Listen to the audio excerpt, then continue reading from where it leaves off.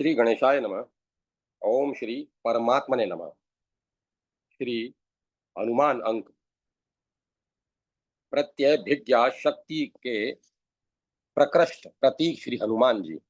मनुष्यों की तो कौन कहे, देवताओं में भी प्रतिभिज्ञा शक्ति पहचानने की सूक्ष्म शक्ति का प्राय अभाव देखा जाता है।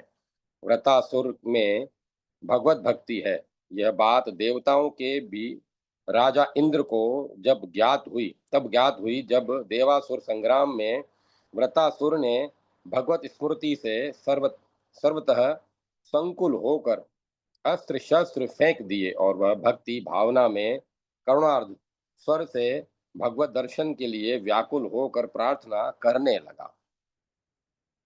रजस्तम स्वभाव वाले व्रतासुर में सहसा सात्विक गुण का गौरव गर्भित उदय देखकर इंद्र को विवश होकर कहना पड़ा, हे दानव, मैं नहीं जानता था कि रजस रजस्तमो व्रति वाले तुम में इतनी अचल अटल सात्विक भावना का प्राबल्य हो सकता है। तुम तो मुझसे भी आगे निकल गए। इसी प्रकार भगवत भक्त अम्बरीश को महर्षि दुर्वासा कहाँ पहचान सके।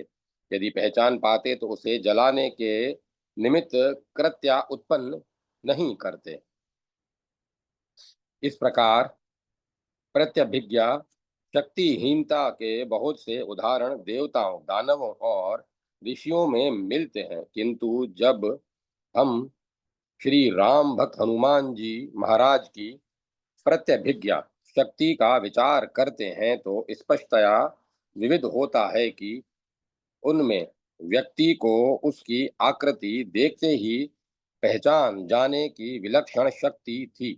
इसीलिए उन्हें बुद्धिमताम वरिष्ठम यह विरुद्ध दिया गया। सुंदरकांड में उनकी प्रत्यभिज्ञा शक्ति का पूर्ण परिचय मिलता है। पूर्व परिचित अथवा पूर्व दृष्ट श्रुत स्थान और व्यक्तियों को एवं उनकी विशेषताओं तथा दुर्बलताओं को पहचान लेना सहज साध्य है, कष्ट साध्य नहीं। किंतु जिस स्थान अथवा देश विशेष को कभी देखा सुना नहीं, सर्वथा नवीन, उस देश विशेष के लोगों की अभ्यंतर प्रकृति को जानकर स्वामी के कार्य को बना लेना प्रकृष्ट प्रतिभिज्ञा प्रत्यभिज्ञा शक्ति का प्रबल परिचायक है। रामायण में भगवान श्री राम के अति निकट रहने वाले कितने ही पात्र हैं जो उनके स्वभाव को नहीं पहचानते।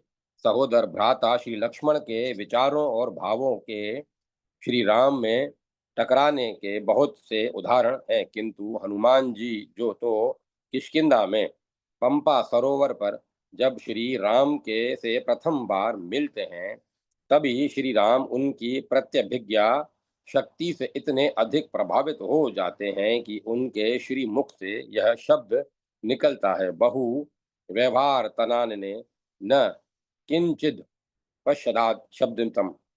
श्री राम लक्ष्मण जी से कहते हैं कि श्री हनुमान जी ने कितने सुंदर अर्थ भाववती किंतु शब्दतः अल्पीयसी वाणी में अपना अभिप्राय कह दिया। और सबसे बड़ा गुण यह है कि उनके भाषण में एक भी अक्षर व्यर्थ अथवा निष्प्रयोजन नहीं प्रयुक्त हुआ।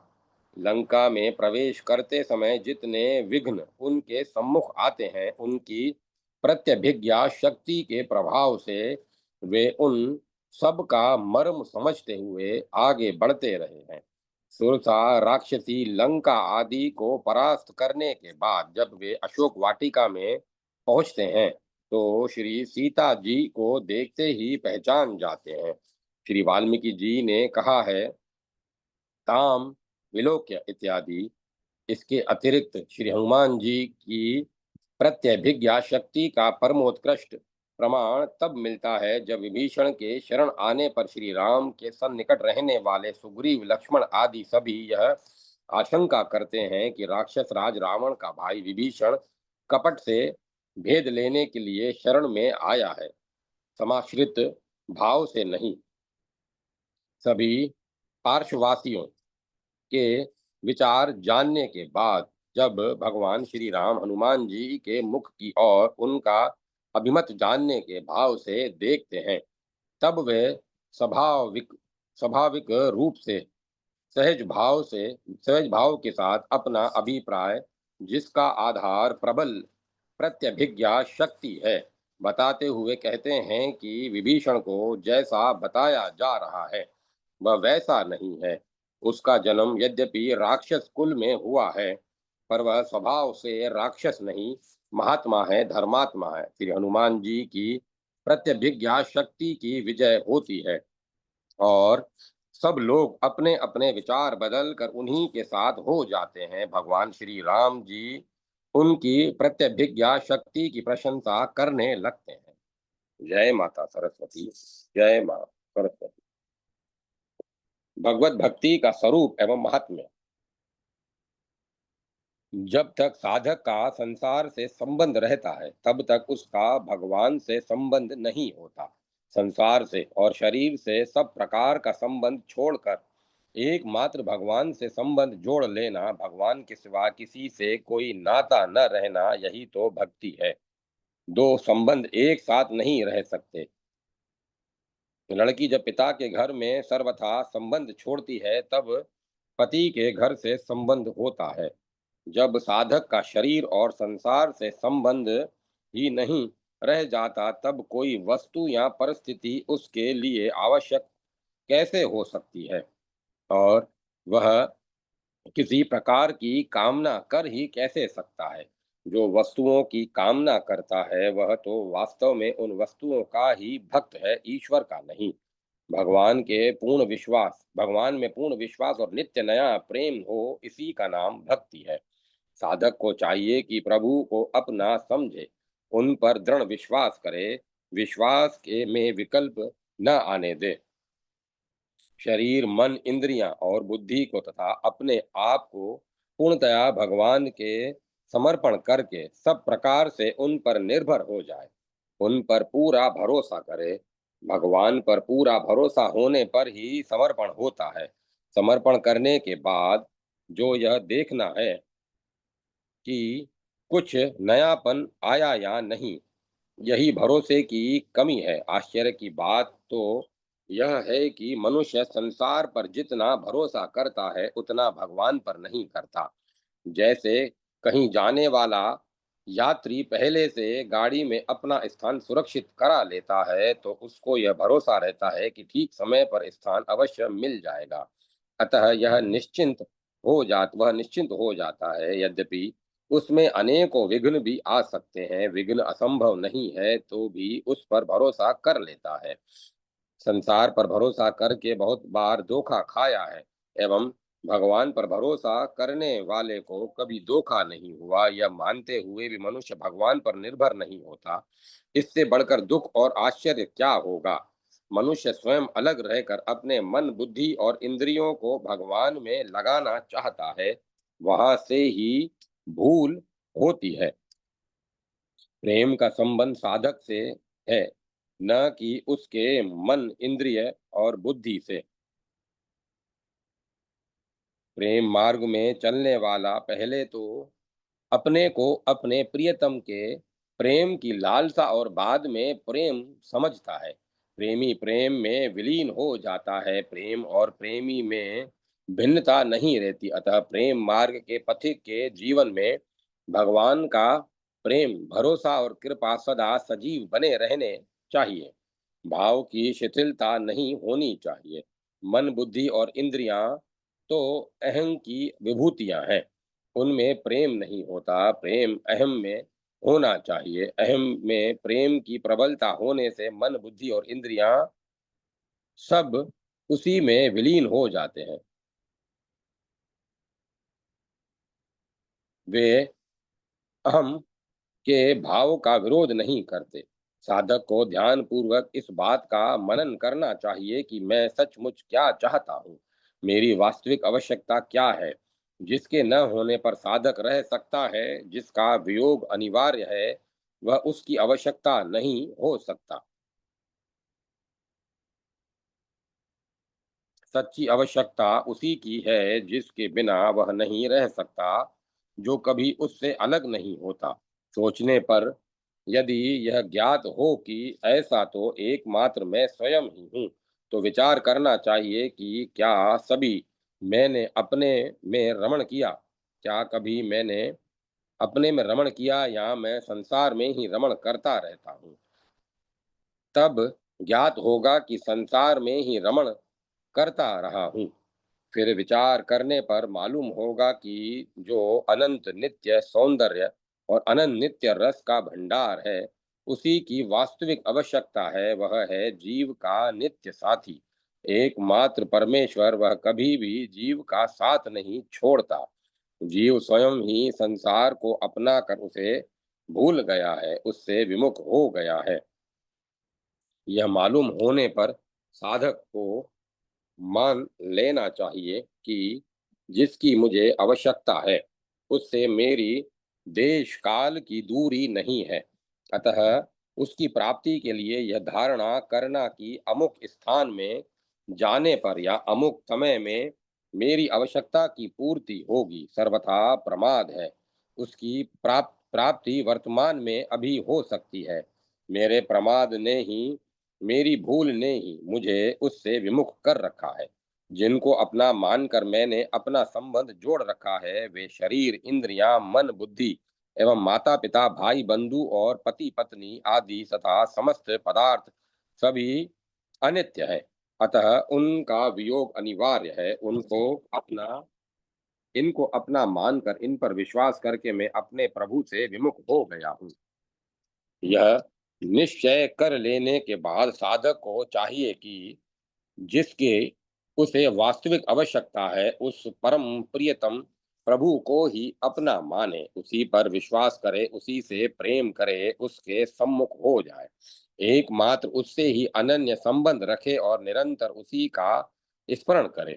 जब यह बात समझ में आ जाए तो जो कुछ सत्यता, प्रियता और ज्ञान जहाँ कहीं दिखते हैं, वे सब उसी के महानता है। जैसे प्रत्येक मिठाई में मीठापन चीनी का ही है।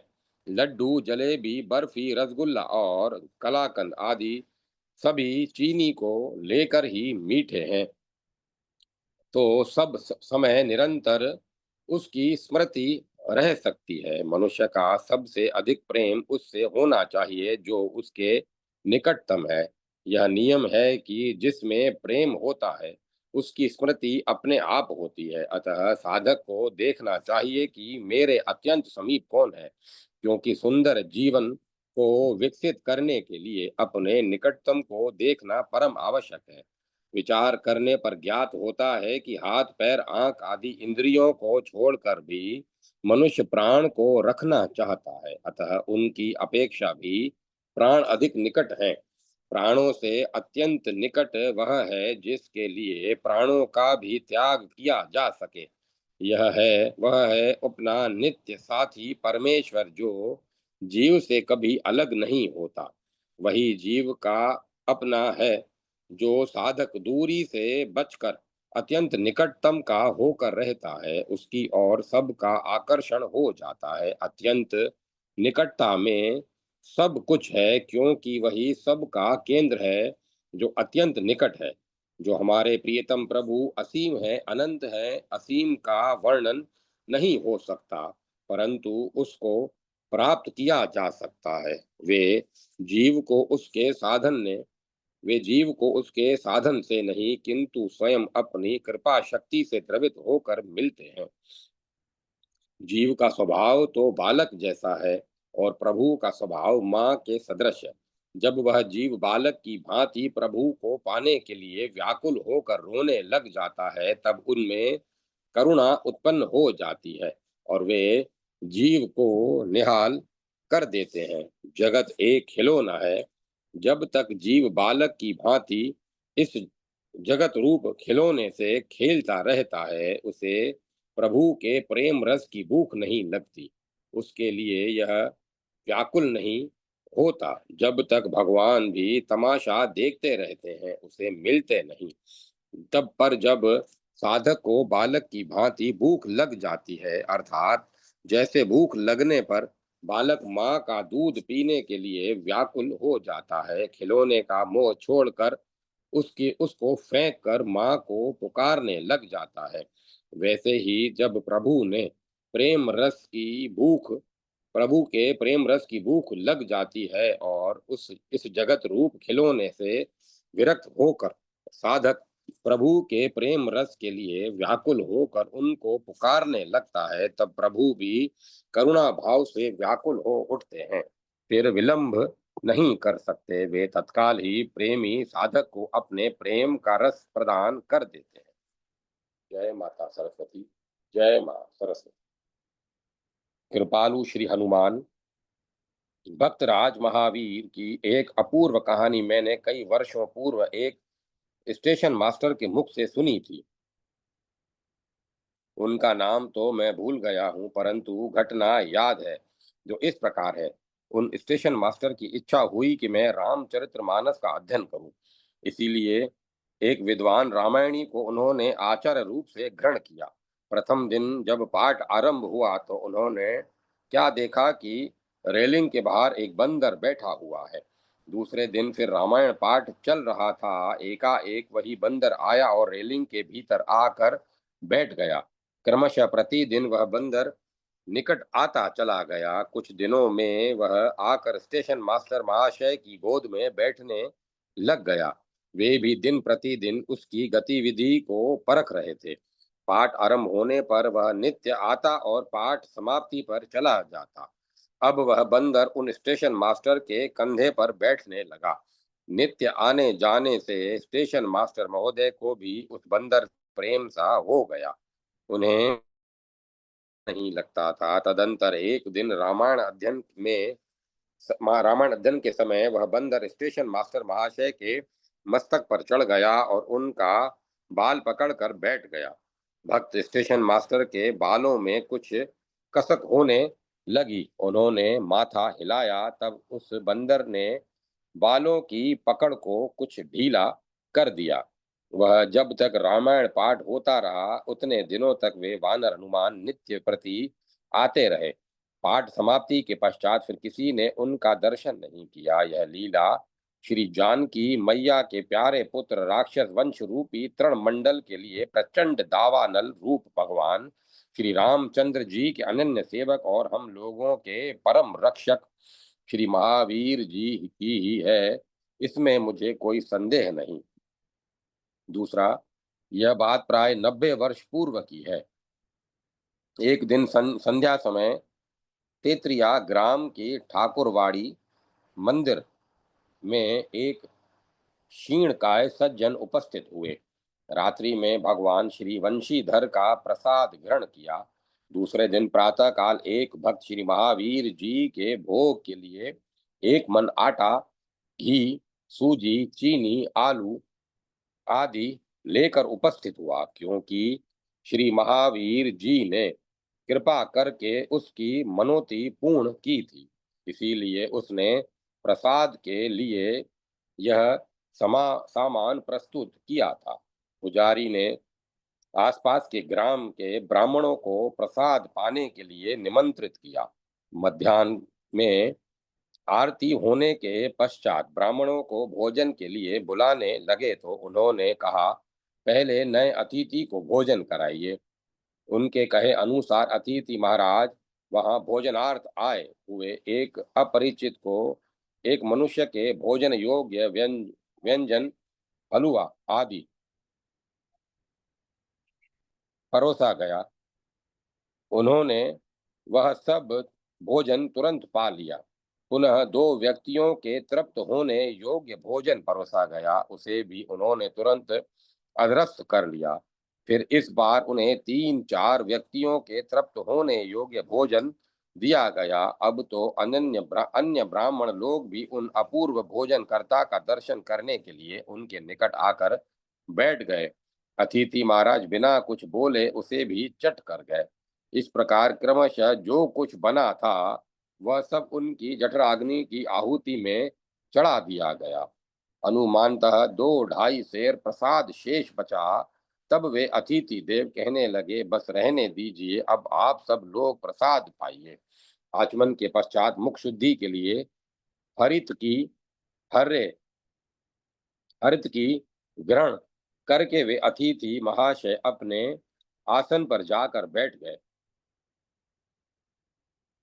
उसके बाद वे कब अदृश्य हो गए यह कोई न जान सका। वे स्वयं महावीर हनुमान जी ही थे जिनके उद्देश्य से वह प्रसाद बनाया गया था। वे ही कृपा करके उसे ग्रहण कर गए। जय माता सरस्वती। जय मां सरस्वती। ब्रह्मचारी श्री हनुमान। दक्षिण दिशि तट उदति करे वानर उपवासा, संपाति सिय पतो दयो बाड़ी ही आशा। अनुमत सागर लांगी गए लंका सिय पाई, सुरसा लंकनी ताड़ी तोरी तरु लंक झराई। अति अद्भुत कारज करियो प्रबल पराक्रम विपुल बल, कौन करी सके काज तजी वीर ब्रह्मचारी विमल। संसार में ब्रह्मचर्य की ही एक ऐसी महान शक्ति है जिसके द्वारा मनुष्य महान से महान कार्य कर सकता है। सच्चे ब्रह्मचारी के लिए कोई भी बात असंभव नहीं। मनुष्य की शक्ति जब इंद्रियों के माध्यम से सुख में व्यय होने लगती है तब वह संसार से ऊपर नहीं उठ सकता। हनुमान जी ब्रह्मचारियों के अग्रगण्य हैं। उन्होंने अपने ब्रह्मचर्य शम दम त्याग तितिक्षा प्रज्ञा तथा विलक्षण बुद्धि कौशल से श्री रामचंद्र जी को अपने वश में कर लिया। उन्होंने सीतान्वेषण के समय अपनी बुद्धिमता का जैसा परिचय दिया उससे भगवान श्री राम अत्यंत ही प्रभावित हुए और वे सदा के लिए हनुमान जी के ही हो गए। उन्होंने तो यहाँ तक कह दिया, हनुमान मैं तुम्हारे ऋण से कभी उऋण ही नहीं हो सकता। मैं तो सदा तुम्हारा ऋणी ही बना रहूंगा। यूं तो ऋषराज जामवन के स्मरण दिलाने पर हनुमान जी को अपनी शक्ति सामर्थ्य का स्मरण हो आया। वे बोले, आप लोग मुझसे जो कराना चाहें वह करा सकते हैं। यह शतयोजन लंबा समुद्र तो क्या, ऐसे सैकड़ों समुद्रों को मैं लांघ सकता हूँ। रावण की तो बात ही क्या, मैं उसकी पूरी की पूरी लंका को उखाड़ कर समुद्र में डुबा सकता हूँ। रावण को मच्छर की भांति पकड़कर मसल सकता हूँ।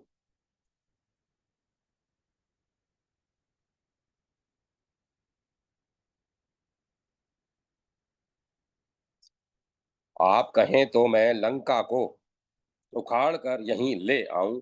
आप कहें तो मैं रावण को मारकर सीता जी को भी साथ लेता आऊं। आप कहें तो मैं रावण के पुत्र पौत्र समस्त परिवार को भी श्री रामचंद्र जी के चरणों में लाकर रख दूं। जामवन जी ने देखा अब तो हनुमान जी आवश्यकता से अधिक उत्तेजित हो गए।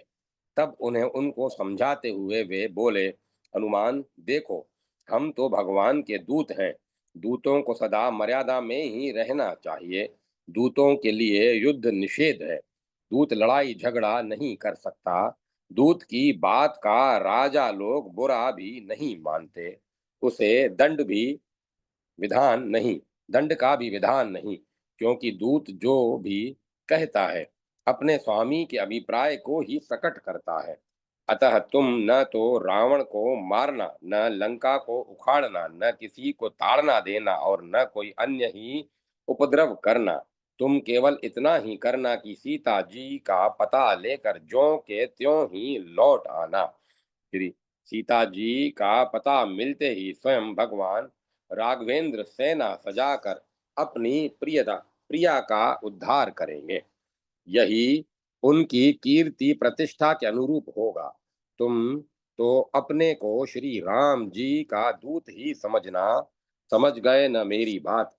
हनुमान जी ने कहा, बूढ़े बाबा, आपकी बात मैं समझ गया। मैं सीता जी की सुधि लेकर शीघ्र ही लौट आऊंगा, किंतु मुझे कोई मारे पीटे तो मैं उससे आत्मरक्षार्थ भी लड़ाई न करूं क्या?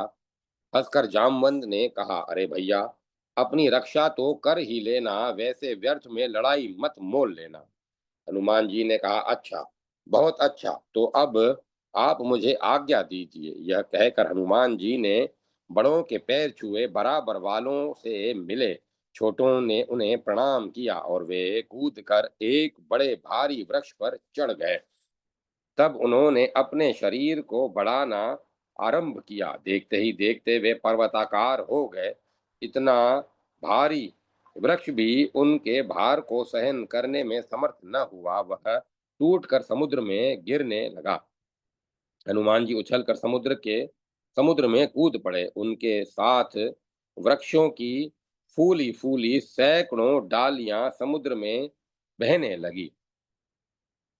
उन डालियों को अपनी छाती से तोड़ फोड़ते कपिराज बड़े आगे बढ़ने लगे। पता नहीं चलता था कि वे समुद्र में तैर रहे हैं या आकाश में उड़ रहे हैं। वायु वेग के समान वे सर सर उड़े जा रहे थे। सब लोग उनके ऐसे अद्भुत अलौकिक पुरुषार्थ को देखकर आश्चर्यचकित हो एकटक उन्हें निहार रहे थे। समुद्र के जल जंतु भयभीत होकर समुद्र के जल में छिप गए। पक्षियों ने आकाश में उड़ना बंद कर दिया। हनुमान जी बिना विश्राम किए निरंतर वायु वेग से सदृश समुद्र के जल पर उड़ते ही जा रहे थे। हिमालय के पुत्र मैनाक ने, जो समुद्र में छिपा हुआ है, कहा भी, हनुमान, तनिक विश्राम कर लो, फिर आगे बढ़ो। किंतु उसकी ओर बिना देखे ही हनुमान जी ने शीघ्रता पूर्वक चलते चलते ही कहा, मैनाक भाई, धन्यवाद धन्यवाद, इस कृपा के लिए साधुवाद। श्री रामचंद्र जी का कार्य जब तक मैं कर न लूंगा, तब तक मुझे विश्राम कहाँ, आराम कहाँ। मुझे आज्ञा दो, शीघ्र पहुंचना है उस पार। सर्पों की माता सुरसरा को देवताओं ने हनुमान जी की बुद्धि की परीक्षा लेने भेजा। उसने आकर कहा, ओ वानर, खड़ा रह, मैं तुझे खाऊंगी, बड़ी भूखी हूँ। देवताओं ने मेरे लिए तुम्हें ही आहार के निमित्त भेजा है। हनुमान जी ने कहा, माँ, मैं शीघ्रता में हूँ, लौट आऊं तब खा लेना। उसने कहा, बातें मत बनाओ, तुम बहुत हुष्ट पुष्ट ब्रह्मचारी बलवान हो, मैं तुम्हें ही आहार करके संतुष्ट होंगी। बातों को अधिक न बढ़ाकर वानर बोले, अच्छा, नहीं मानती हो तो फड़ फाड़ मुख। उसने मुख फाड़ा और इससे दोगुने बन गए। फिर उसने दोगुना मुंह फाड़ा तो वे उससे भी दोगुने बन गए। ऐसे दोगुना दोगुना बढ़ते हुए जब उसने अपने मुख को 100 योजन चौड़ा बना लिया, तब ये छोटा सा रूप बनाकर उसने एक प्रकार से पुत्र उसके एक प्रकार से पुत्र बन गए और बाहर निकलकर हाथ जोड़कर खड़े हो गए। बोले, माँ, अब तो मैं तुम्हारे उदर में चला गया, अब आज्ञा दे दो। सुरसा उनके इनके बुद्धि कौशल को देखकर परम प्रमुदित हुई और इन्हें भांति भांति के आशीर्वाद देकर चली गई। ये आगे बढ़ गए। आगे चलकर वह एक विघ्न और आ गया। राहु की माता सिंह का, जो समुद्र में ही रहती थी, आकाश में उड़ने वालों की समुद्र में पड़ती हुई छाया के द्वारा ही उन्हें खींचकर पकड़ लेती और खा जाती। उसने इनकी छाया को भी खींचा। ये उसकी धूर्तता समझ गए और ऐसा कसकर एक मुक्का जमाया कि उसके लगते ही वह परलोक सिधार गई। हनुमान जी समुद्र पार पहुंच गए। जब उन्होंने सोचा, इस पर्वताकार शरीर से लंका में प्रवेश करना उचित नहीं, समस्त सिद्धियां तो सदा इनके सम्मुख समुपस्थित ही रहती थी, उन्होंने अणिमा सिद्धि के द्वारा अपना बहुत ही छोटा सा रूप बना लिया। लंका की अधिष्ठात्री देवी, जो सदा ही लंका की रक्षा किया करती थी, किसी अपरिचित व्यक्ति को बिना अनुमति के भीतर प्रविष्ट ही न होने देती थी। बहुत लघु रूप होने पर भी उसने उन्हें देख लिया और गरज कर बोली, कौन है तू जो चोर की भांति मेरा तिरस्कार करके लंका में प्रवेश कर रहा है? सावधान, आगे न बढ़ना, नहीं तो तुझे खा जाऊंगी। हनुमान जी ने बात को बढ़ाया नहीं। उन्होंने बिना कुछ सोचे समझे उसे कसकर एक ऐसा मुक्का मारा कि वह अचेत होकर गिर पड़ी। तब उसने कहा, कपिराज, अवश्य ही तुम श्री राम के दूत हो। अब लंका का विनाश सन्निकट आ गया। ब्रह्मा जी ने मुझे पूर्व में ही बता दिया था कि जब तू बंदर के मुष्टि प्रहार से अचेत हो जाएगी, तब समझ जाना कि अब लंका का विनाश होगा। अतः तुम प्रसन्नता से भीतर चले जाओ। इतना सुनते ही रात्रि के समय हनुमान जी ने लंका में प्रवेश किया। श्री राम काज करने वाले ब्रह्मचारी को सात्विक, राजसिक और तामसिक तीनों प्रकार की मायाएं आकर घेरती हैं और उसे भांति भांति के प्रलोभन देती हैं। जो इनके फंदे में फंस जाता है वह गिर जाता है, तथा जो इन पर विजय प्राप्त कर लेता है वह आगे बढ़ जाता है। सात्विक माया को तो हाथ जोड़ ले, उसका मातृभाव से केवल स्पर्श करके आगे बढ़ जाए। तामस माया आए तो उसे मार कर ही आगे बढ़े। राजस माया को मारे नहीं, केवल मूर्छित करके आगे बढ़ जाए। यही हनुमान जी ने किया।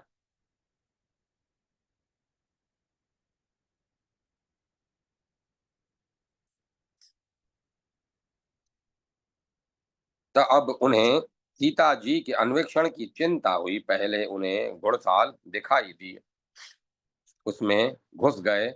वहां असंख्यों घोड़े बंधे थे। उसमें हनुमान जी चारों ओर घूम घूम कर सीता जी को खोजने लगे। वहां न मिलने पर हस्तिशाला, गौशाला आदि में खोजने लगे। फिर सोचने लगे कि मैं भी कैसा पागल हूँ जो स्त्री को गौशाला, गजशाला, अश्वशाला तथा दूसरे पशु स्थानों में खोज रहा हूँ। स्त्री तो स्त्रियों में ही हो सकती है। चलूं रावण की महिषीशाला में खोजूं। यह सोचकर वे रावण के अंतःपुर में गए। वहां एक स्वर्ण मंडित पलंग पर रावण सो रहा था। उसके समीप गलीचों पर सहस्त्रों स्त्रियां पड़ी सो रही थी। किसी का मुख सोते सोते खुल गया था, किसी के मुख से लार गिर रही थी, कोई जोर जोर से खर्राटे ले रही थी, कोई बड़बड़ा रही थी, कोई पान खाते खाते सो गई थी। पान की पीक उसके वस्त्रों पर टपक रही थी। हनुमान जी ने कभी सीता जी को देखा तो था नहीं, अतः प्रत्येक सुंदरी स्त्री को देखते और सोचते, हो न हो यही सीता हो। फिर उन उससे बढ़कर सुंदरी को देखने देखते तो उसे सीता समझने लगते। फिर सोचने लगे, इनमें से कोई भी सीता नहीं। तब सीता गई कहाँ? संपाति की बात झूठ तो हो नहीं सकती। उसने कहा था, मैं सीता जी को लंका में बैठी देख रहा हूँ। अच्छा, लंका तो बहुत बहुत बड़ी है, फिर खोजूं। यह सोचकर वे फिर खोजने लगे, परंतु कहीं पता न चला। तो वे पुनः रावण के अंतःपुर में आए। अब की बार उन अस्त व्यस्त पड़ी स्त्रियों को देखकर उनके मन में बड़ी घृणा हुई। वे सोचने लगे, ब्रह्मचारी को तो स्त्रियों के चित्र को भी नहीं देखना चाहिए। मैंने अर्ध अर्धनग्न अवस्था में अचेत पड़ी हुई इन स्त्रियों को देखा है।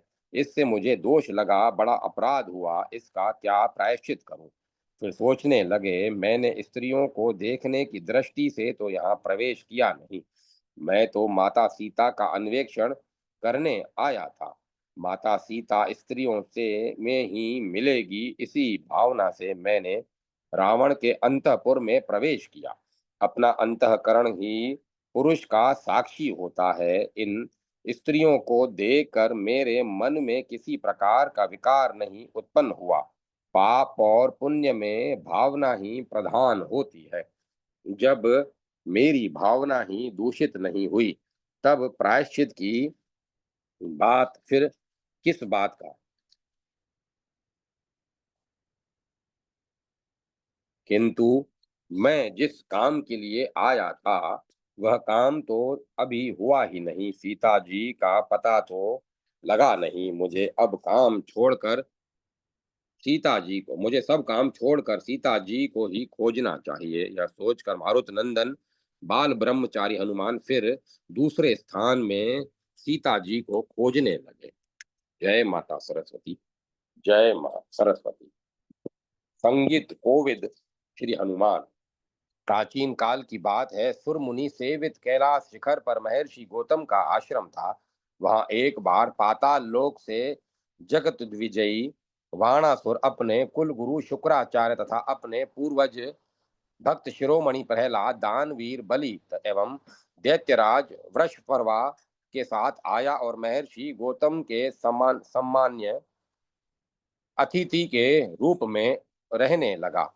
एक दिन प्रातः काल वृषपर्वा शोच स्नान आदि नित्य कर्म से निवृत्त होकर भगवान शंकर की पूजा कर रहा था। इतने में ही महर्षि गौतम का एक प्रिय शिष्य, जिसका अनवर्थ नाम शंकरात्मा था और जो अवधूत के वेश में उन्मत्त की भांति विचरता था, विकराल रूप बनाए वहां आ पहुंचा और वृषपर्वा तथा उसके सामने रखी हुई शंकर की मूर्ति बीच में आकर खड़ा हो गया।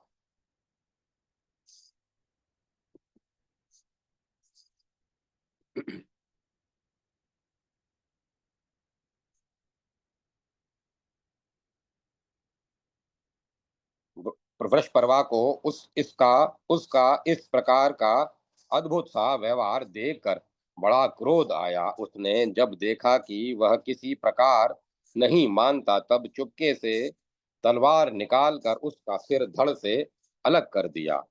जब महर्षि गौतम को यह संवाद मिला, तब उनको बड़ा दुख हुआ, क्योंकि शंकर आत्मा उन्हें प्राणों से भी अधिक प्रिय था। उन्होंने उसके बिना जीवन व्यर्थ समझा और देखते देखते वृषपर्वा की आंखों के सामने योग बल से अपने प्राण त्याग दिए। उन्हें इस प्रकार देह त्याग करते देखकर शुक्राचार्य से भी नहीं रहा गया। उन्होंने भी इसी प्रकार अपने प्राणों का उत्सर्ग कर दिया और उनकी देखा देखी प्रहलाद आदि अन्य दैत्यों ने भी वैसा ही किया। बात की बात में ऋषि के आश्रम में शिव भक्तों की लाशों का ढेर लग गया। यह करुणापूर्ण दृश्य देखकर ऋषि पत्नी अहल्या हृदय भेदी स्वर से आर्तनाद करने लगी। उनकी क्रदन ध्वनि भक्त भयहारी भगवान भूत भावन के कानों तक पहुंची और उनकी समाधि भंग हो गई। वे वायु वेग से महर्षि गौतम के आश्रम पर पहुंचे। इसी प्रकार गज की करुण पुकार सुनकर एक बार भगवान चक्रपाणी भी वैकुंठ से पांव प्यादे आतुर होकर दौड़े आए थे। धन्य भक्त वत्सलता। देव योग से ब्रह्मा जी और विष्णु भगवान भी उस समय कैलाश पर ही उपस्थित थे। उन्हें भी कौतूहलवश शंकर जी अपने साथ लिवा लाए।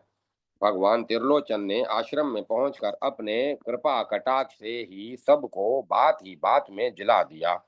तब वे सब खड़े होकर भगवान मृत्युंजय की स्तुति करने लगे।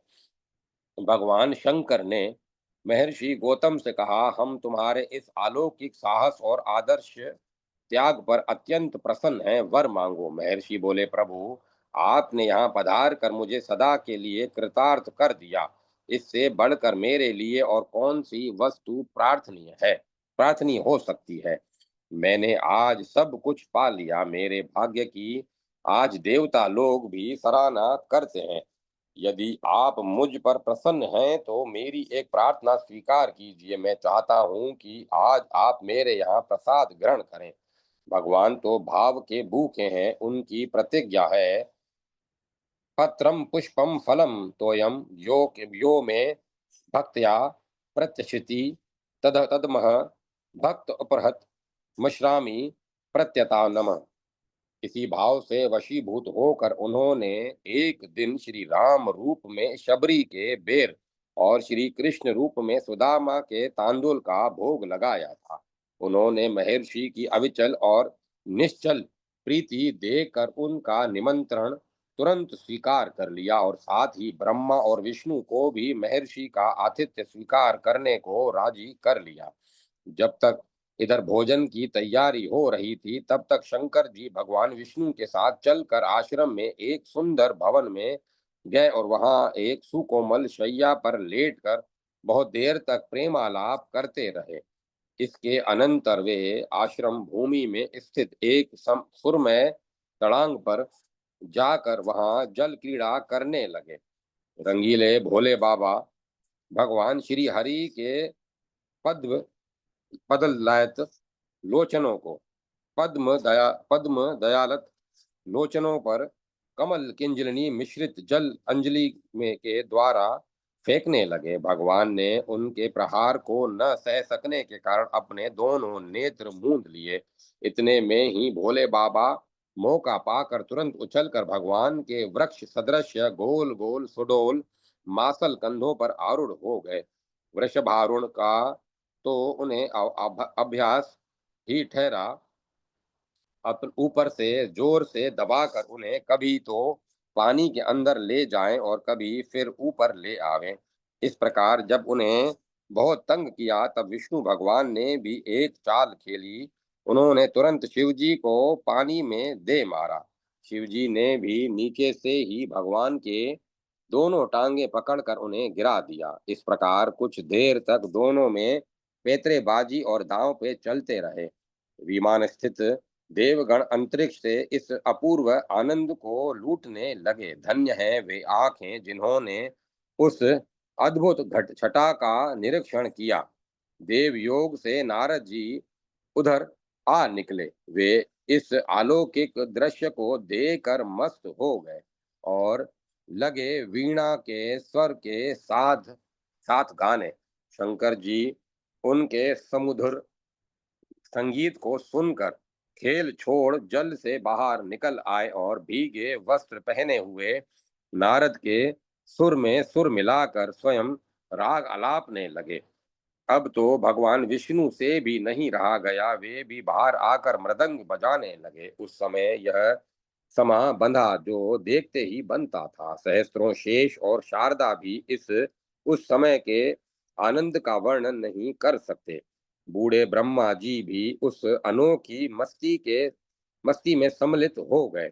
उस अपूर्व समाज में यदि किसी बात की कमी थी तो वह थी प्रसिद्ध संगीत कोविद पवन सुत हनुमान जी के आने से पूरी हो गई।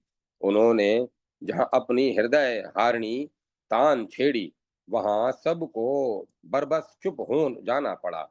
अब तो सब के सब निस्तब्ध होकर लगे हनुमान जी के गायन को सुनने। सब के सब ऐसे मस्त हो गए कि खान पान तक की सुधि भूल गए और उन्हें यह भी होश नहीं रहा कि हम लोग महर्षि गौतम के यहाँ निमंत्रित हैं। उधर जब महर्षि ने देखा कि उनका पूज्य अतिथि वर्ग स्नान करके सरोवर में से नहीं लौटा और मध्याह्न बीता जा रहा है, तब वे बेचारे दौड़े आए और किसी प्रकार अनुनय विनय करके बड़ी कठिनाई से सबको अपने यहाँ लिवा लाए। तुरंत भोजन परोसा गया और लोग लगे आनंद पूर्वक प्रसाद पाने। इसके अनंतर हनुमान जी का गायन प्रारंभ हुआ। भोले बाबा उनके मनोहर संगीत को सुनकर ऐसे मस्त हो गए कि उन्हें तन मन की सुधि न रही। उन्होंने धीरे धीरे अपना एक चरण हनुमान जी की अंजलि में रख दिया और दूसरे चरण को उनके कंधे, मुख, कंठ, वक्ष स्थल, हृदय के मध्य भाग, उदर देश तथा नाभि मंडल से स्पर्श कराते हुए मौज से लेट गए। यह लीला देख कर विष्णु जी कहने लगे, आज हनुमान जी के समान सुकृति विश्व में कोई नहीं है, जो चरण देवताओं को भी दुर्लभ है तथा वेदों के द्वारा अगम्य है। उपनिषद भी जिन्हें प्रकाश नहीं कर सकते, जिन्हें योगी राज जिन्हें योगी जन चीरकाल तक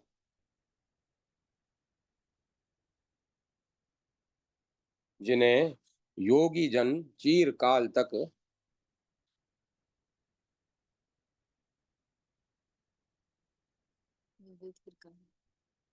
विविध प्रकार के साधन करके तथा व्रत उपासवादि से शरीर को सुखाकर क्षण भर के लिए भी अपने हृदय देश में स्थापित नहीं कर सकते। प्रधान प्रधान मुनीश्वर सहस्त्र कोटि संवत्सर पर्यंत तप करके भी जिन्हें प्राप्त नहीं कर सकते, उन चरणों को अपने समस्त अंगों पर धारण करने का अनुपम सौभाग्य आज हनुमान जी को अनायास ही प्राप्त हो रहा है। मैंने तो हजार वर्ष तक प्रतिदिन सहस्त्र पद्मों से आपका भक्ति भाव पूर्वक अर्चन किया, परंतु यह सौभाग्य आपने मुझे कभी प्रदान नहीं किया। परंतु यह सौभाग्य आपने मुझे कभी प्रदान नहीं किया। लोक में यह वार्ता प्रसिद्ध है कि नारायण शंकर के परम प्रीति भाजन है और शंकर नारायण के, परंतु आज हनुमान को देखकर मुझे इस बात पर संदेह सा होने लगा है और हनुमान जी के प्रति ईर्ष्या सी हो रही है। भगवान विष्णु के इन प्रेम लपेटे अटपटे वचन सुनकर शंकर जी मन ही मन मुस्कुराने लगे। जय माता सरस्वती। जय मां सरस्वती। वितराग श्री हनुमान जी भारतीय दर्शन शास्त्रों में विविध संस्कृति के अंदर आचार्यों ने अनेक कथाएं विभिन्न भाषाओं में लिखी। उन्होंने जिस प्रकार से श्री हनुमान जी का वर्णन किया वह तर्क संगत है। श्री हनुमान जी तो वितराग थे। उनकी माता अंजना भी उत्कृष्ट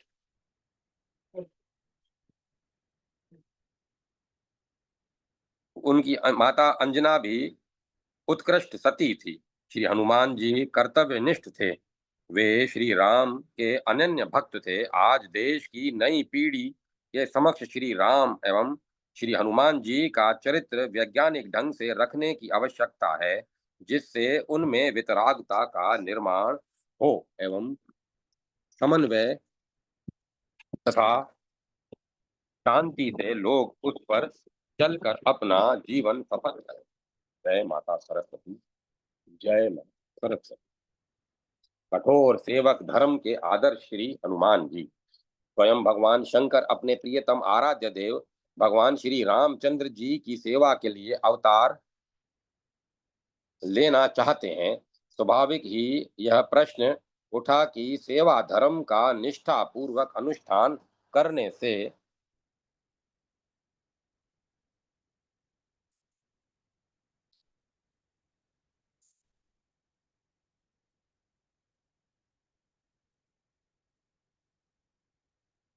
अनुष्ठान करने के लिए कौन सा शरीर उपयोगी रहेगा। श्री रामचंद्र जी नर रूप से प्रकट हो रहे हैं। यदि सेवक भी उन्हीं के समान नर होकर प्रकट हो तो जाति आकार गुण धर्म खान पान रहन सहन में समानता करनी पड़ेगी। यह सेवा धर्म के विपरीत है। ऐसा विचार करके शंकर ने वानर का शरीर ग्रहण किया। वानर को पकी हुई रसोई या हिंसा जन्य भोजन की आवश्यकता नहीं पड़ती। उसे घर की आवश्यकता नहीं, बिस्तर श्रृंगार प्रसादन आदि अपेक्षित नहीं। कहीं भी कैसे भी काम चल सकता है। हिरण्यगर्भ की समता करके अनुराग रंजित शरीर से में प्रकट हैं। सदा शिव एवं महाविष्णु का अनुग्रह है। रुद्र ही संहार शक्ति है। प्राण वायु का बल है। केसरी की वितरागता है। अंजना की बुद्धि है। इस प्रकार सेवा धर्म की समग्रता स्पष्ट दृष्टि गोचर होती है। सब देवताओं के वाहन होते हैं, परंतु मारुत नंदन के लिए उसकी अपेक्षा नहीं है। उनकी सर्वत्र अप्रतिहत गति है। सेवा धर्म की पूर्णता के लिए यह सब अनिवार्य है। न केवल श्री राम भद्र की सेवा के लिए हुई, किंतु श्री राम भक्तों की सेवा के लिए भी वे सर्वत्र सर्वदा एवं सर्वथा तत्पर रहते हैं। सीता लक्ष्मण भरत विभीषण सुग्रीव वानर भालू और वर्तमान काल के अयोग्य भक्तों तक की सेवा उनके द्वारा संपन्न होती रहती है। किसी भी स्तर के भक्त की सेवा करने में उन्हें कोई संकोच नहीं है। इतना ही नहीं, विनम्र से निम्न कोटि के भक्तों को उनसे सेवा लेने में किसी प्रकार का संकोच न हो, मानो किसी कारण वे वानर शरीर से प्रकट होते हैं। लोक व्यवहार में ऐसा देखा जाता है कि अन्यान्य मार्ग पर चलने वाले बेईमान चोर लुटेरे भी उनकी शरण ग्रहण करके और उन्हें जय जय श्री राम, जय सिया राम सुनाकर लाभ उठाना चाहते हैं और उठाते हैं। हनुमान जी का शरीर प्रापंचिक अथवा भौतिक नहीं है। अनाहत ब्रह्म ध्वनि रूप राम राम के स्पंदन से उनका एक एक क्षण, एक एक कण तथा एवं मन का एक एक संकल्प अनुप्राणित है। श्री राम की ही सेवात्मक अभिव्यक्ति है। अंजना नंदन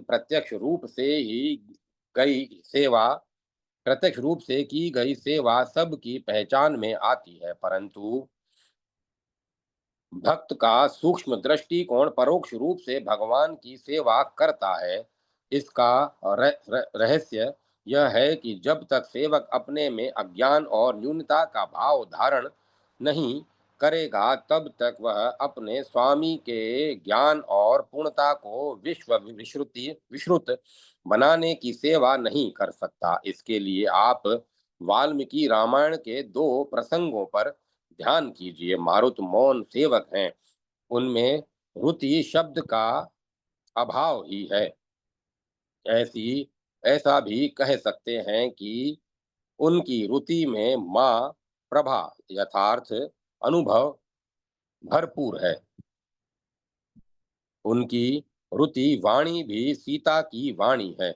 उनकी वाणी में परा पश्यंती का सौंदर्य वेखरी में भी उतरता है। किष्किंधा कांड के प्रारंभ में भगवान श्री रामचंद्र जी ने स्वयं उनके वाक्य विन्यास की भूरी भूरी प्रशंसा की है। वे एक आचार्य के समान लंका में प्रवेश करते हैं। समुद्र उनकी यात्रा में व्यधान नहीं। उन्हें विश्राम की आवश्यकता नहीं। माया छाया का विघ्न प्रभावित नहीं कर सकता।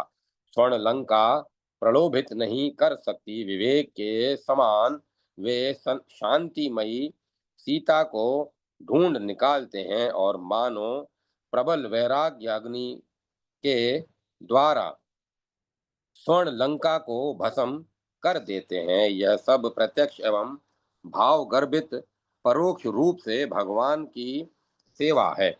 ऐसा उनकी सेवामयी दृष्टि उस समय पराकाष्ठा पर पहुंच जाती है, जब वे सीता माता से प्रार्थना करते हैं कि आप हमारी पीठ पर बैठ जाइए, मैं अभी आपको श्री राम के पास ले चलता हूँ।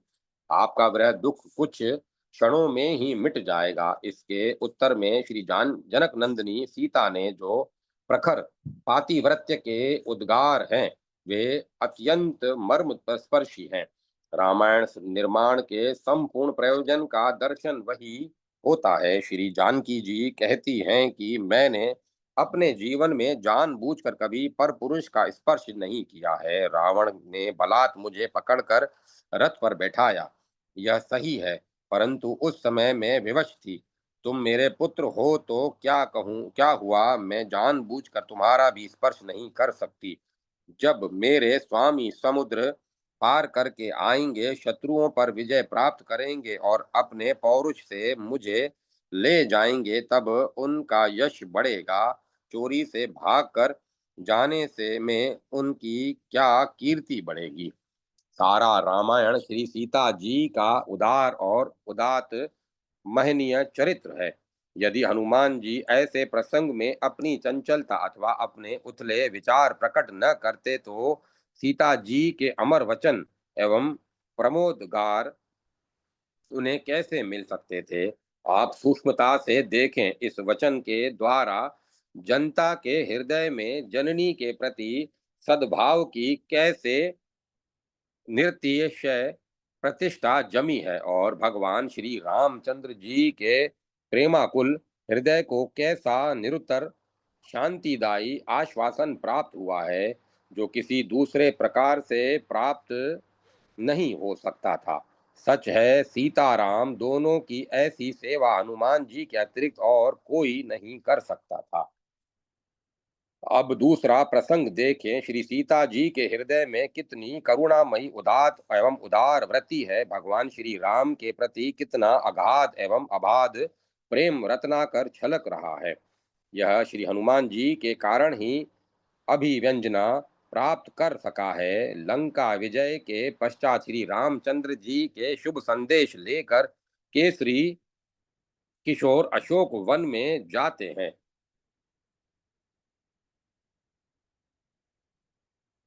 वहां वे एक ऐसी भूमिका या अभिनय प्रकट करते हैं जो सचमुच उनके स्वरूप के अनुरूप नहीं है। वे कहते हैं, माँ, आप आज्ञा दें तो आपको सताने वाली इन निशाचरियों को इनके किए का फल चखा दूं, रोंद दूं, घसीट दूं, नोच दूं, मार डालूं, केवल आपके संकेत भर का विलंब है। निश्चय ही हनुमान जी के ये वचन श्री सीता जी के हृदय को निवारण रूप से प्रकट होने का अवसर देने के लिए ही हैं। श्री जानकी माता के हृदय का यह तत्कालिक अवतार विश्व मानव के लिए प्रेरणा का शाश्वत स्तोत्र रहेगा,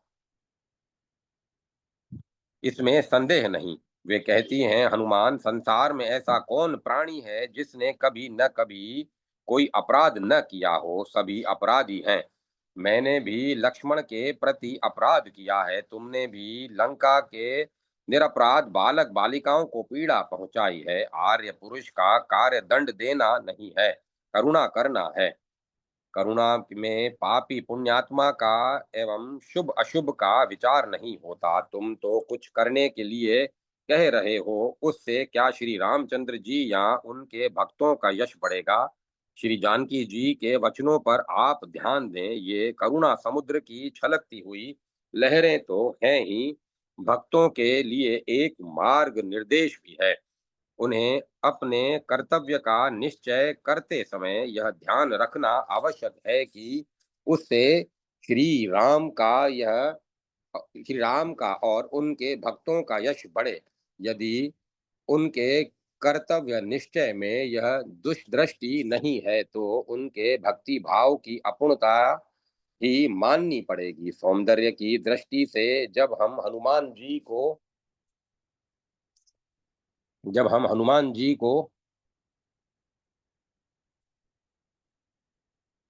देखते हैं तो वे शिव स्वरूप हैं, हष्ट पुष्ट हैं, बलिष्ठ हैं, परंतु आकृति की दृष्टि से देखें तो लोमश शरीर, हाथ पांव टेढ़े, चिबुक भी टेढ़ा। रूप में लंका दहन का प्रभाव, उनके प्रत्येक क्रियाकलाप से श्री राम का ही महत्व प्रकट होता है। वे किसी को अपना भक्त बनाकर श्री राम का भक्त बनाते हैं। श्रृंगार रस की सेवा में दासी को भले ही सौंदर्य माधुर्य की अपेक्षा हो, परंतु दास्य रस की सेवा से सम शरीर के लिए सेवोपयोगी प्रसाधन की ही अपेक्षा होती है, अधिक नहीं। उनका ब्रह्मचर्य भगवान श्री रामचंद्र के लिए कितना सेवोपयोगी है, यह थोड़े ही विचार से ज्ञात हो जाएगा। सीता जी के प्रति सिर्फ प्रेम संदेश का आदान प्रदान, रावण के अंतःपुर में प्रवेश और अवध धाम के राजमहल में अनवरत सेवा का अवसर अखंड ब्रह्मचर्य के बिना कैसे प्राप्त हो सकता है। प्रीतिपूर्ण दास्य अथवा प्रेमानुभाव रूप सेवा में अपनी जाति का उत्कर्ष बाधक हो जाता है। भगवान श्री राम को सेवा की आवश्यकता हो और सेवक अपने व्यक्तिगत कर्तव्य के पालन में संलग्न हो, स्नान संध्या वंदन नित्य कर्म आदि में मग्न हो, उसकी ऊंची जाति का अभिमान छोटी मोटी सेवा करने में विघ्न करता हो, तो यह सेवक का दुर्भाग्य ही समझना चाहिए। अपने खान पान के लिए पृथक व्यवस्था करनी पड़ती हो। यदृच्छा प्राप्त फल फूल मूल आदि से काम न चल जाता हो तो निश्चय ही प्रेम रस की सेवा धारा के अकुट प्रवाह में प्रतिबंध आ जाएगा। अतएव सेवा धर्म केवल अनन्य सेवा के लिए होता है, उसमें स्वयं सेवा नहीं होती, अन्य सेवा भी नहीं होती। स्वामी की सेवा में जो सहायक सेवा सहायक सेवा होती है वह भले ही अपनी हो या पराई, सेवक को स्वीकार है, इसके अतिरिक्त नहीं। श्री हनुमान जी ने उत्कृष्ट जाति के समाश्रण का परित्याग करके इस भाव को स्पष्ट कर दिया। पुराणों में उल्लेख मिलता है कि बाल्य अवस्था में हनुमान जी का बल अप्रतिभट था, कोई उनकी क्रियाकलाप में बाधा नहीं डाल सकता था। चांचल्य जाति सिद्ध था, सूर्य तक को निगल जाने का प्रयास किया, ऋषियों के लिए आवश्यक फल मूल दायक वन वृक्ष का विध्वंस किया। ऋषियों ने शाप दिया, तुम्हें अपने बल का विस्मरण हो जाए। यह शाप नहीं, ज्ञान दान है। इसके कारण अपनी सगुणता और सबलता बाधित हो गई, उपाधि मूलक बल का तिरस्कार हो गया। वे इतने बलिष्ठ होने पर भी सामान्य वानर के समान रहने लगे। सेवक का बल स्वामी की सेवा के लिए प्रकट होने पर ही भी सार्थक होता है। जब समुद्र लंघन की आवश्यकता पड़ी, जामवान ने बल का स्मरण करा दिया। बस क्या था, बात ही बात में काम पूरा हो गया। श्री हनुमान जी के मन में जामवन के द्वारा उद्दलित बल में भी यह मेरा बल है ऐसी अभिमति नहीं हुई। उनकी दृष्टि में सब बल स्वामी का बल है, परमेश्वर का बल है। वे न केवल अपने बल प्रकाश को प्रत्यक्त प्रत्युक्त रावणादि के बल प्रकाश को भी भगवान का ही बल समझते हैं। गोस्वामी जी ने रावण के सम्मुख जाके बल लवलेश थे और भगवान श्री राम के सम्मुख तब प्रताप बलनाथ कहकर इसी भाव की अभिव्यंजना की है। उनकी अबाधमयी दृष्टि से अपना आत्मा निर्बल और निर्गुण ही है, विशेषताएं तो सब परमेश्वर के बल की ही हैं। भगवान श्री रामभद्र ने मारुति को क्या संदेश देकर सीता के पास भेजा था, यह किसी को ज्ञात नहीं था। यदि यह प्रकट कर दिया जाता कि हनुमान के द्वारा ही संदेश भेजा गया है, तो दूसरे वानर अपने कार्य में उदासीन हो जाते एवं अपनी अयोग्यता का मनन करके सैन्य संग्रह में भी उत्साहहीन हो जाते। परंतु अपने स्वामी के मंत्र को संदेश को गुप्त रखने की अद्भुत क्षमता महावीर में देखी गई।